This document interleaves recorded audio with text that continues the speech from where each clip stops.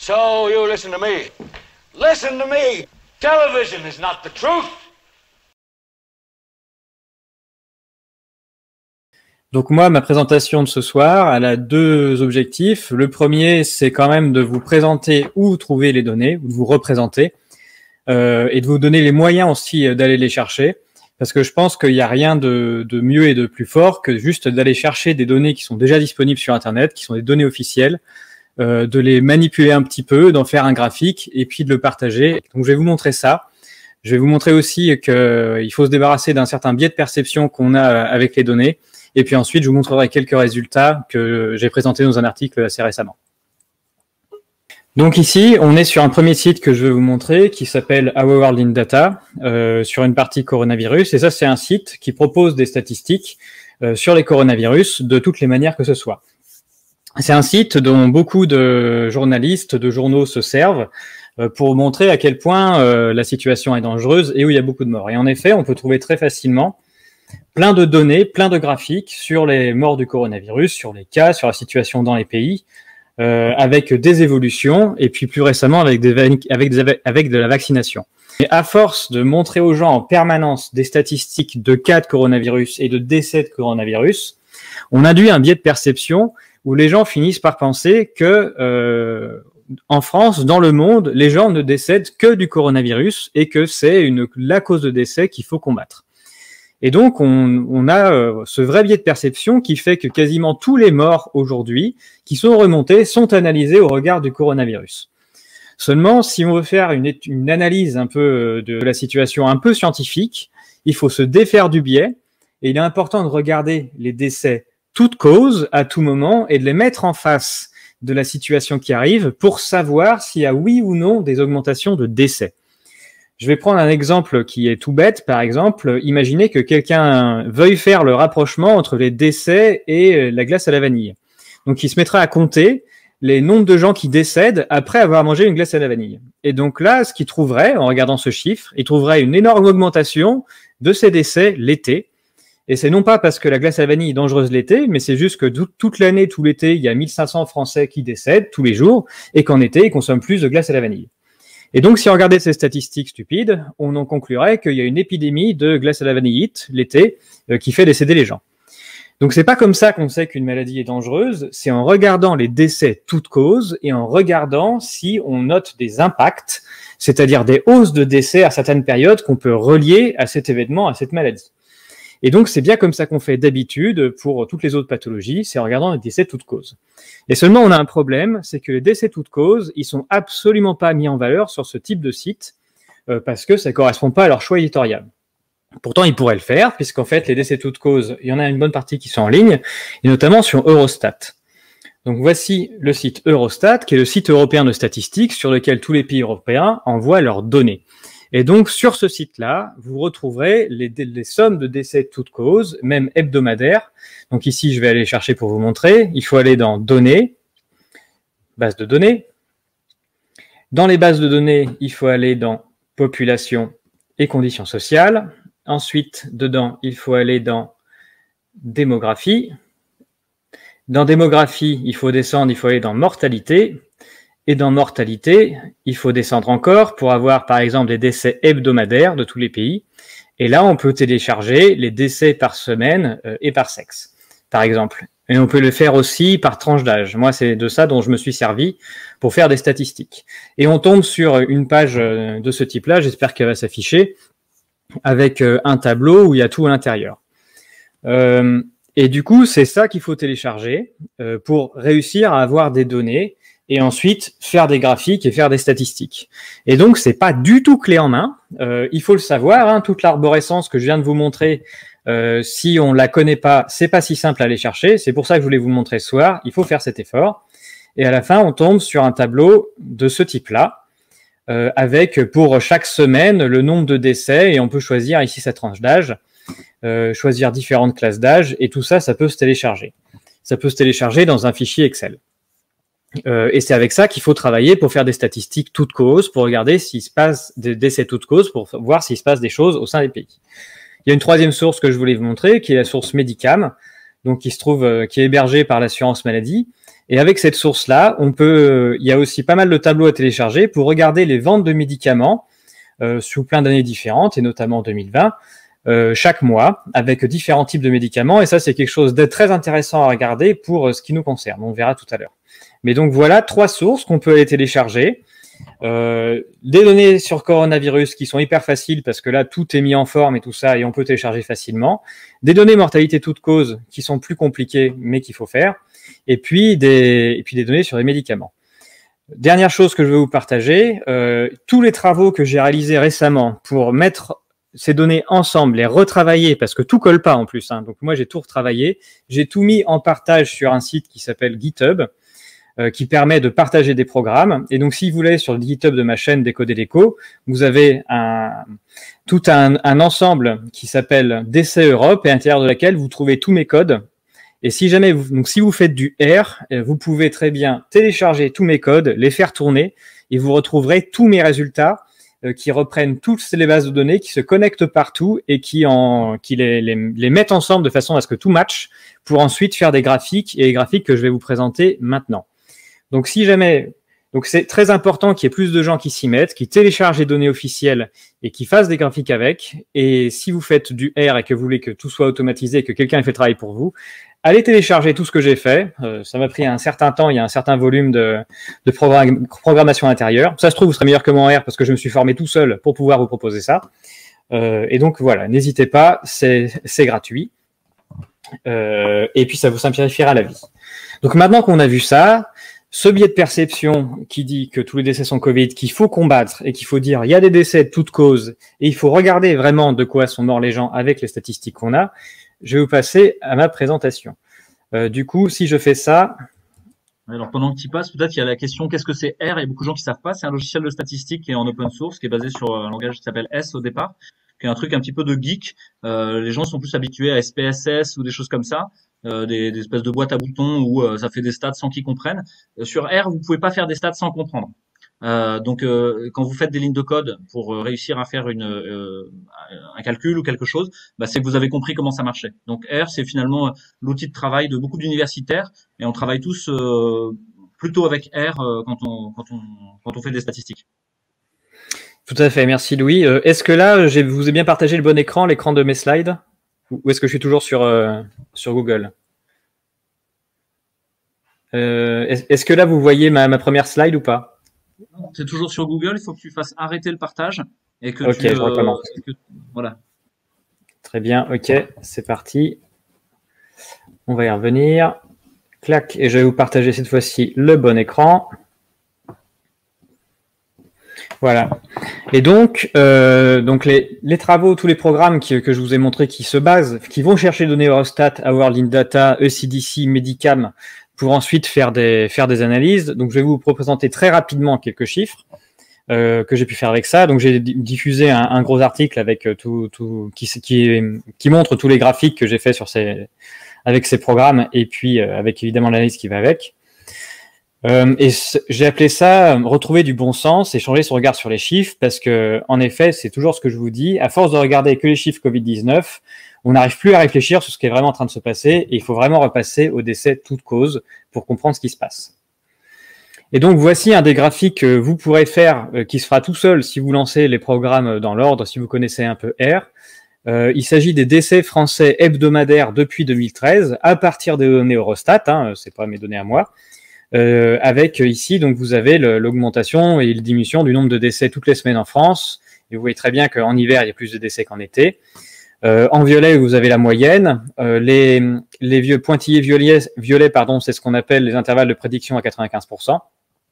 Donc en gros, c'est quand on est en dehors, on est dans une période de surmortalité, à peu près, une mortalité anormale. En rouge, c'est une moyenne mobile.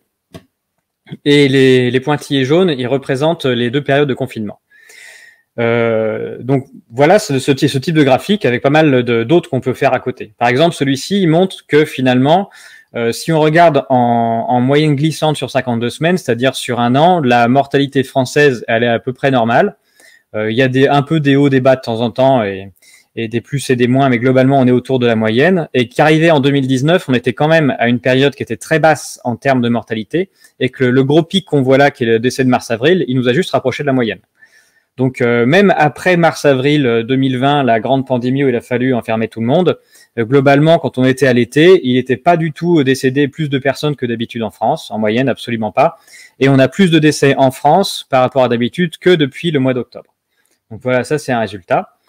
Mais là, du coup, je vais un tout petit peu détailler, parce que je veux vraiment arriver à la dernière partie. Un exemple, si jamais vous oubliez le fait qu'on vous fasse des injonctions permanentes pour vous montrer, pour dire c'est la Covid qui fait tout ça, on peut quand même se poser les questions de qui est décédé en mars-avril, et on peut quantifier tout ça assez facilement, en fait, pour essayer de voir quel peut être l'impact de cette maladie Covid sur ce pic, une fois qu'on a enlevé les autres causes qui viennent directement des décisions prises.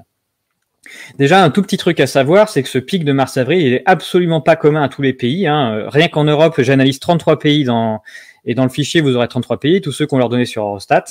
Des pics comme ça, il y en a dans 9 pays sur 33. Donc là, je vous ai montré la Suède. La Suède aussi a un pic de décès. Mais par exemple, la Norvège, on n'a pas du tout. Donc en fait, sur 24 pays sur 33, vous n'avez absolument pas de surmortalité en mars-avril 2020. Donc il n'y a pas de d'hécatombe mondiale en mars-avril 2020. Ça, c'est complètement faux. C'est vraiment des pays particuliers, et on verra, qui ont pris des mesures particulières, qui ont ces surmortalités-là, et c'est pas du tout le monde. Et même en France, ça vous verrez avec d'autres graphiques, il y a seulement certains départements français qui ont ces pics de mortalité, et pas tous du tout.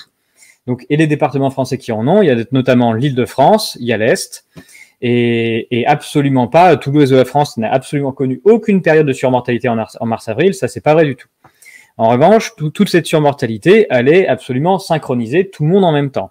Donc là, il y a un moment, il va falloir m'expliquer comment est-ce que, au niveau des lois de la physique, comment est-ce qu'on peut dire que des surmortalités se diffusent quand en fait c'est tout en même temps ou rien. Bon, il y a quelque chose dans ce raisonnement-là qui va pas. Les départements qui ont été les plus touchés, ce sont des départements qui sont hyper urbains, avec beaucoup de populations et notamment des populations très pauvres. Et qui dit population pauvre dit surmortalité d'habitude, mais qui dit mauvaises conditions de vie, insalubrité. Et il y a même un article de l'INSEE qui le détaille et qui dit même qu'il va jusqu'à regarder l'origine de ces personnes-là. Et dans l'origine des décédés, il y a énormément de personnes immigrées qui, on le sait, sont dans la plupart du temps dans des situations, enfin, pour beaucoup, en tout cas, quand on regarde des immigrés qui habitent dans des quartiers pauvres, et notamment qui sont des employés de service ou qui n'ont pas de travail, pour ceux qu'on est en train de regarder, on est plutôt en train de regarder des personnes qui sont pauvres. Et donc, si vous lisez l'article de l'INSEE, vous verrez qu'il n'explique pas du tout que ce sont des personnes en situation de pauvreté, et c'est pourtant un des facteurs explicatifs, et on va voir pourquoi. Et donc, si on regarde cette période de mars-avril qui n'a touché finalement que peu de territoires français et que très peu de pays européens, on peut se poser la question du lien avec les politiques sanitaires. Donc, on a une période de confinement à ce moment-là, et le confinement arrive avant la surmortalité. Donc, il n'y a à aucun moment un dirigeant, un spécialiste de qui que ce soit ne pouvait savoir que nous allions vers une période de surmortalité avant de démarrer le confinement. Les données de décès français que l'on voit ici, qui sont les décès totaux déclarés état civil, elles mettent, pour être à peu près consolidées, plusieurs semaines. Donc au moment où il a pris la décision, personne ne sait qu'il va y avoir une surmortalité en France, ça n'existe pas. Ils peuvent savoir qu'il y a du monde à l'hôpital, qu'il y a des gens malades, mais à aucun moment ils ne savent qu'il y a de la surmortalité. Et ça c'est vraiment quelque chose à avoir en tête. Ils ne connaissent pas le niveau de danger encouru au moment où ils confinent. Ça n'est juste mathématiquement pas possible. Et donc, les effets du confinement, j'en ai détaillé pas mal dans le papier. On sait par exemple que il a manqué beaucoup de personnes à l'appel dans les statistiques des urgences cardiaques et AVC qu'on voit d'habitude. Et beaucoup, c'est-à-dire qu'il a manqué à peu près 600 personnes par semaine.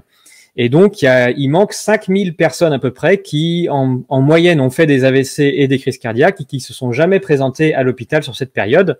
Et il se trouve que le pic que vous voyez là, il a lieu dans les EHPAD à l'hôpital, mais il a lieu aussi à domicile. Et à domicile, c'est des personnes qui sont pas du tout considérées comme Covid, puisque dans les statistiques, elles apparaissent pas.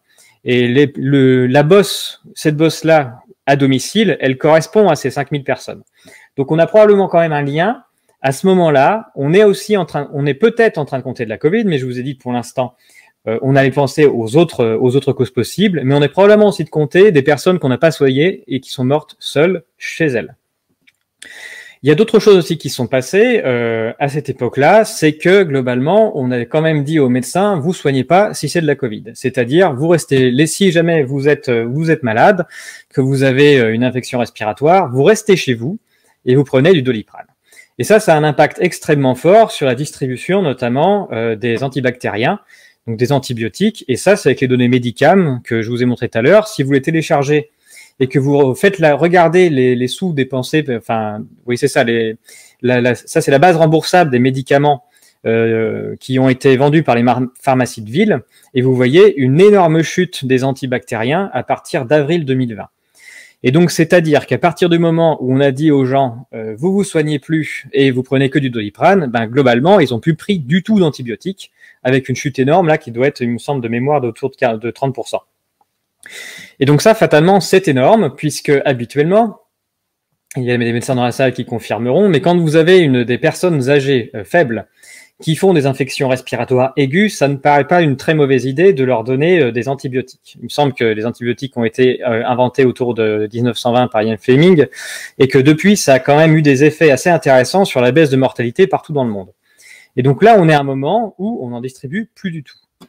Et ça va avoir un impact assez fort, c'est-à-dire qu'on a quand même pas mal de personnes âgées isolées, on a dit par exemple dans les quartiers pauvres, des quartiers insalubres, qui ne reçoivent pas d'antibiotiques, comme d'habitude, et pour qui on dit « attendez que la situation s'aggrave avant d'aller à l'hôpital ».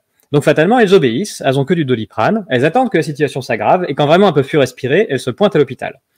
Et donc là, il y a des médecins qui vont arriver devant eux, des gens qui ont des trous dans les poumons à force de tousser et de se faire attaquer par des virus, et qui sont bourrés aussi de bactéries. Et donc là, c'est le joli mix entre probablement des choix sur les corticoïdes et les antibactériens pour savoir ce qu'on peut faire de ces gens-là pour essayer de les sauver.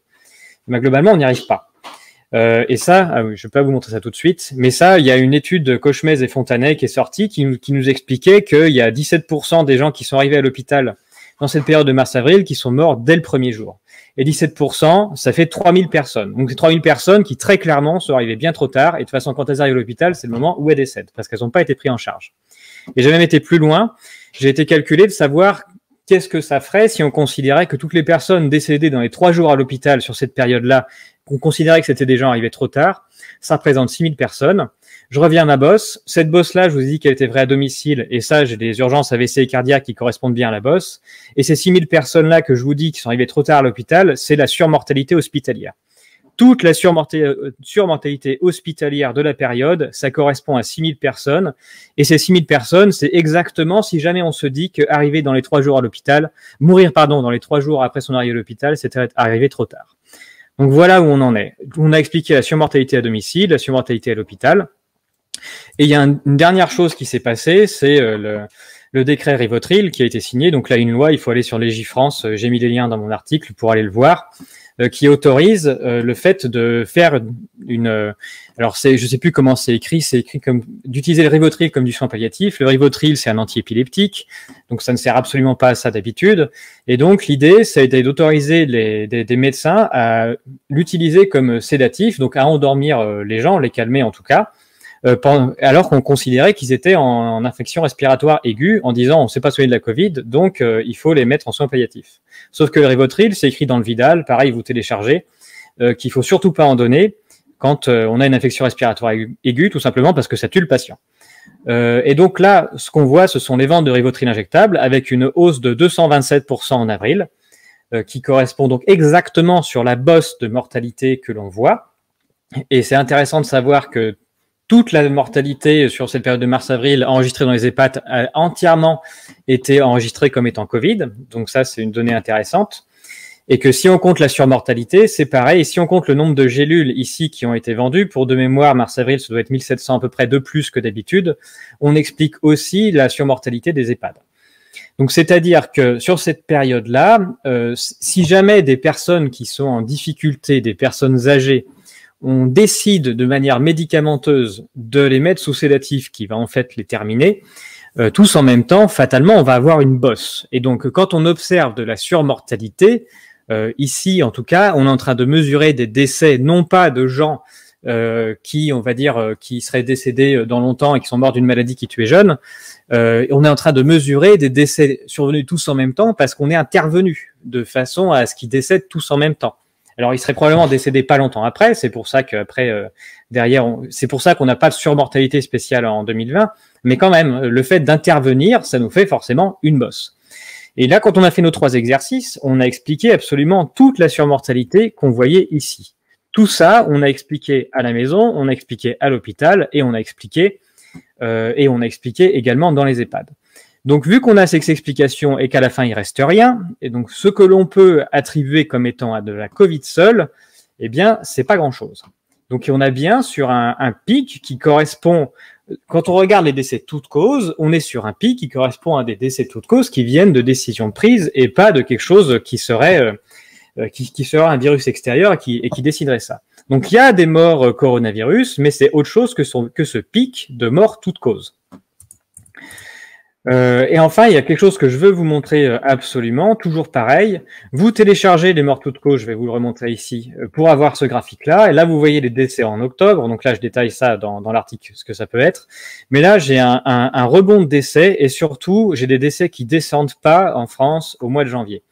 Et encore en France, j'ai envie de vous dire que la situation m'inquiète, mais va à peu près par rapport à d'autres pays. Il y a quelque chose qui se passe quand même depuis quelques mois qui est complètement inédit, c'est qu'on lance la plus grande campagne de vaccination jamais enregistrée dans le monde, avec des vaccins expérimentaux qui ont été inventés tout de suite, sur lesquels on n'a absolument aucun recul. Et donc ça, c'est complètement inédit. Et c'est complètement inédit aussi, c'est qu'en plus, c'est diffusé et que tout le monde est tellement fier de cette situation qu'on trouve des données partout, et notamment sur World in Data. Donc pareil, téléchargez ces données sur la vaccination, ou bien allez voir mon code R. Et moi, je les ai mis en face de la mortalité pour chaque pays. J'ai regardé où est-ce qu'ils en étaient dans leur vaccination chaque semaine, et j'ai mis en face les décès. Et voilà sur quoi je suis tombé, notamment pour la Hongrie. Donc voici les décès des Hongrois.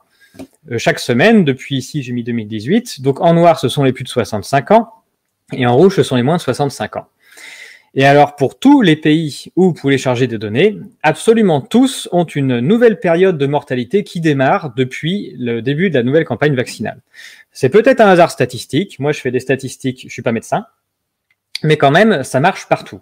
Et pour la Hongrie c'est proprement impressionnant parce que quand même, ils ont un pic de mortalité élevé juste avant, dont on pourrait questionner de pourquoi est-ce qu'il est aussi fort. Eux, ils n'ont jamais eu de mortalité en mars-avril, mais vraiment depuis octobre, ils ont un pic de mortalité et qui se repartait à la baisse. Finalement, comme tous les hivers, ça monte et puis ensuite ça descend quand le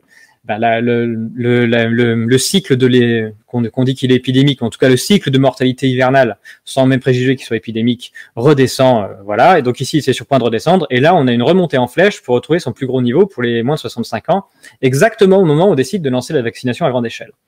Mais moi, ce qui m'inquiète beaucoup plus en tant que statisticien, c'est la courbe rouge avec les moins de 65 ans. Les moins de 65 ans, ils sont quand même moins soumis aux décès, aux périodes hivernales que les plus de 65 ans.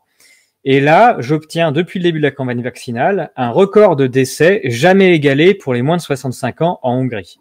Donc la bosse que vous voyez là, je suis remonté jusqu'à 2013, elle n'a jamais été aussi grande. C'est la première fois que meurent autant de moins de 65 ans en même temps sur 8 semaines. Et pour moi, encore une fois, encore plus grave, une population qui n'est quasiment pas soumise aux variations de décès dans l'année, ce sont les moins de 40 ans que j'ai représentés ici. Donc vous avez en noir leurs décès chaque semaine, et en rouge je mets une moyenne lissée parce que comme des moins de 40 ans il n'y en a pas beaucoup, ça a tendance à faire des sauts et des creux qui sont vraiment difficiles à lecture. Et donc ça c'est une moyenne sur 8 semaines. Et de la même manière, depuis le début de la campagne vaccinale, j'obtiens des nombres de décès absolument jamais égalés depuis 2013 pour les moins de 40 ans. C'est peut-être un hasard, c'est des stats, mais si vous téléchargez les données, vous trouverez ça, donc ce résultat-là. Depuis le début de la campagne vaccinale en Hongrie, il n'y a jamais eu autant de décès de moins de 40 ans. De décès de toute cause, bien évidemment, c'est de ça qu'on parle. En termes de nombre, juste pour avoir une idée, comme il décède très peu de moins de 40 ans, ça fait 150 de plus que d'habitude. Parce qu'on est à 480 au lieu de 330, quelque chose comme ça. C'est 150 sur 6 millions et demi. Donc c'est du 0,000029%. C'est complètement indétectable avec les outils de vigilance habituels. Imaginez que vous aviez un labo pharmaceutique qui a fait extrêmement bien son travail et qui a fait son étude en double aveugle. Donc il a pris 10 000 personnes dans la population, il a fait son test et puis il a compté ses morts. 150 sur 6 millions et demi, ça fait que si j'en avais pris 10 000, j'aurais eu 0,2 décès. Donc même si un fabricant a fait parfaitement son travail et qu'il a fait les choses dans l'ordre, de toute façon, il n'aurait jamais détecté. Donc on ne peut pas trouver, il n'y a aucune manière de pouvoir avoir ce chiffre-là. Et donc c'est juste que quand on fait une telle intervention sur des millions de personnes, bah, fatalement, tous les tests qu'on a fait sur quelques dizaines de milliers, eh ben ça compte pas. Et la deuxième chose qui est en place, c'est la pharmacovigilance, et ça a déjà été expliqué par SurVRB ici. Il y a qu'à peu près 1% des signalements de pharmacovigilance qui remontent, et donc là, vu je compte qu'il y a 150 Hongrois en trop, même si on se dit que c'est tous le vaccin qui a pu les tuer, ça veut dire que maximum, il y en a un peut-être qui serait monté en pharmacovigilance, et ce décès-là, il serait codifié comme étant non probant, parce que, comme Suriel a expliqué, la pharmacovigilance se base sur le protocole challenge, déchallenge, rechallenge. Donc, c'est-à-dire qu'il faut, quand il y a un effet indésirable après prise d'un médicament ou d'un vaccin, on dit qu'on est en challenge. Ensuite, quand ça s'arrête, on est en déchallenge. Et ensuite, on refait un deuxième essai pour savoir si ça recommence. Il n'y a que là que c'est probant. Sauf que quand on vaccine quelqu'un et qu'il décède direct, fatalement, on n'a que le challenge parce qu'on peut pas le réveiller pour savoir s'il décéderait pas une deuxième fois si on le réinjecte. Donc, ce serait de toute façon non probant. Donc, il n'y a aucune manière, avec le suivi classique, de pouvoir s'assurer qu'un vaccin ou qu'un médicament quelconque ne va pas me tuer 150 personnes sur 6 millions. Ça n'est pas possible. Mathématiquement, c'est impossible.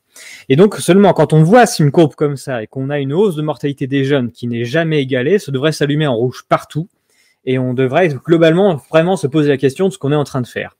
Je ne sais pas si c'est ça. La seule chose que je peux dire, c'est qu'il y a un lien statistique qui existe et que ce lien statistique, pour tous les pays, je le vois, au moins pour les plus de 65 ans, puisque c'est la population qui est cible, et pour le pays qui a le plus vacciné en Europe, je vois quelque chose, et si vous téléchargez les données, vous le verrez aussi, pour les moins de 40 ans. Donc voilà ce que je voulais vous montrer ce soir.